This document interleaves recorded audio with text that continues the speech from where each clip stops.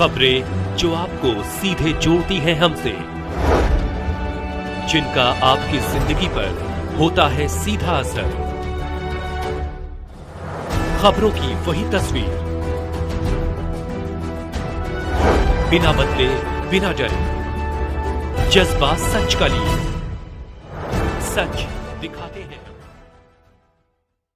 विशेष न्यायालय एमपीएमएल ने विधायक प्रभु नारायण यादव और उनके भाई अनिल यादव को सभी आरोपों से किया बरी। वाराणसी प्रेस वार्ता कर पत्रकारों को बताया, चंदौली विशेष न्यायालय एमपीएमएल के न्यायाधीश अशोक कुमार की अदालत ने थाना बलुआ में दर्ज एक गंभीर मामले में विधायक प्रभु नारायण यादव व उनके भाई अनिल यादव को सभी आरोपों से बरी कर दिया है। यह फैसला करीब 10 वर्षों बाद आया, जब अदालत ने पाया कि अभियोजन पक्ष आरोपों को साबित करने में पूरी तरह असफल रहा है। मामला वर्ष 2015 का है, जब वादी सुशील सिंह द्वारा आरोप लगाया गया था कि प्रभु नारायण यादव और उनके भाई समेत अन्य समर्थकों ने सड़क जाम कर उन पर हमला किया व आवागमन बाधित कर दिया।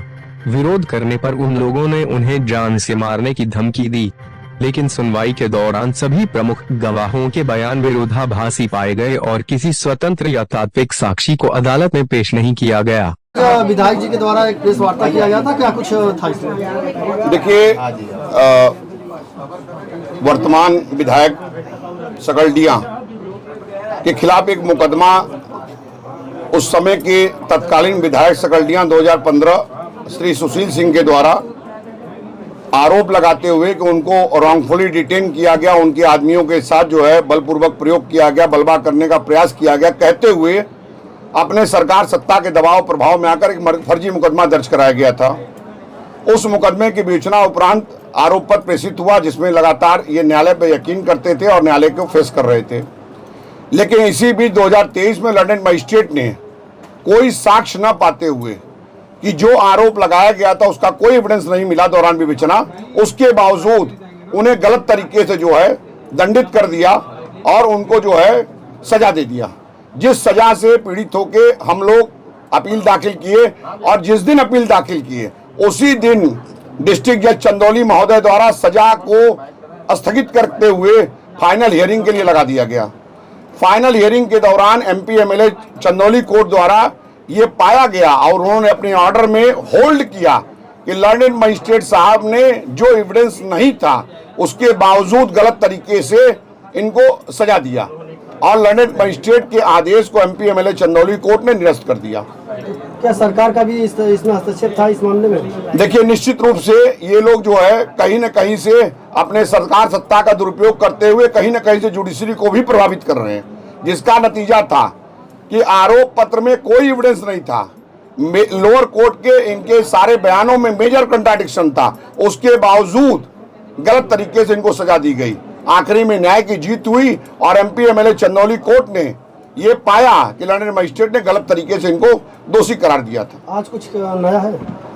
क्या कुछ नया है आज इसी मुद्दे पर कि इनको जो पहले सजा दी गई थी ये दोषी नहीं थे, ये कहीं से कल्पित नहीं थे, लेकिन गलत तरीके से ये खबर चल गई कि इनको ये दोषी थे, इसलिए इनको सजा हुई।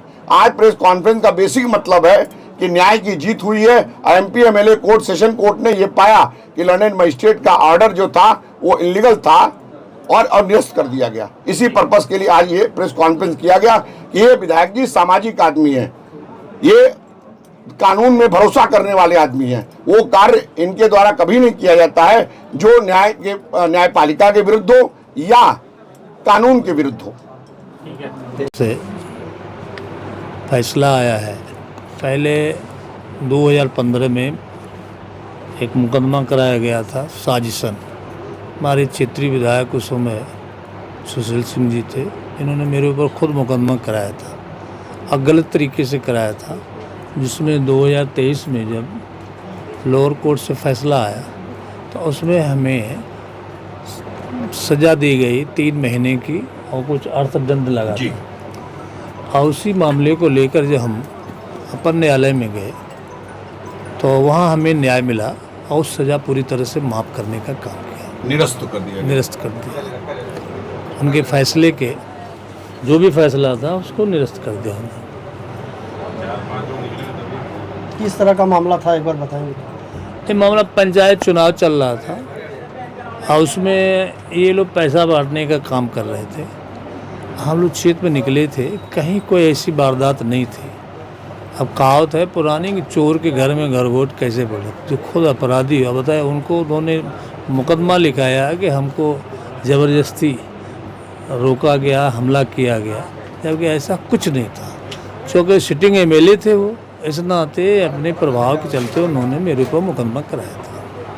आपकी तरफ से आरोप लगा था कि मुकदमा जो है काफ़ी दिनों बाद हुआ था, प्रभाव में आकर कराया गया था और आयोग को किसी भी तरह से भी योजना में पूरी जो तरह आरोप से लगा तो नहीं मिले।